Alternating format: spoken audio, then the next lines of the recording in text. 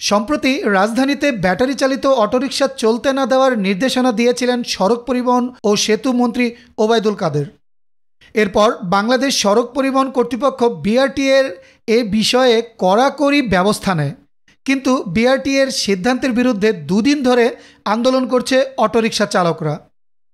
এরই ধারাবাহিকতায় রাজধানীতে ব্যাটারি চালিত অটোরিকশা চলার অনুমতির দাবিতে এবার রামপুরা এলাকায় সড়ক অবরোধ করেছে অটোরিকশা চালকেরা। আজ সোমবার সকাল 9:30টার দিকে রামপুরা এলাকায় অবরোধ শুরু করেন তারা। জানা যায়, অটোরিকশা চালানোর দাবিতে রামপুরা বেটার লাইফ হাসপাতালের সামনে সড়ক অবরোধ করে অটোরিকশা চালকেরা।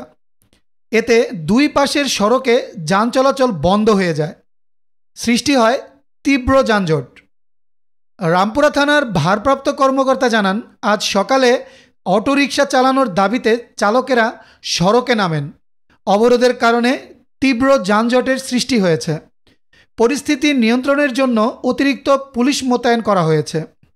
এর আগে গতকাল রোববার সকাল থেকে রাজধানীর মিরপুর 1, 10 ও আগারগাঁও এলাকায় সড়কের একাধিক স্থানে অবস্থান নেন চালকেরা।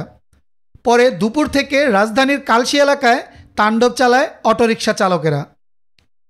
এমত অবস্থায় দ্রব্যমূল্যের ঊর্ধ্বগতি, বাজারে মেহনতি মানুষের দুঃখ দুর্দশা বিবেচনা করে বর্তমান বিশ্ব পরিস্থিতি বিবেচনায় রেখে সিটি এলাকায় ব্যাটারি চালিত রিকশা চালু রাখার নির্দেশ দিয়েছেন প্রধানমন্ত্রী শেখ হাসিনা। তবে দেশের 22টি মহাসড়কে ব্যাটারি চালিত রিকশা বন্ধ থাকবে বলে জানিয়েছেন আওয়ামী লীগের সাধারণ সম্পাদক ও সেতুমন্ত্রী ওবায়দুল কাদের।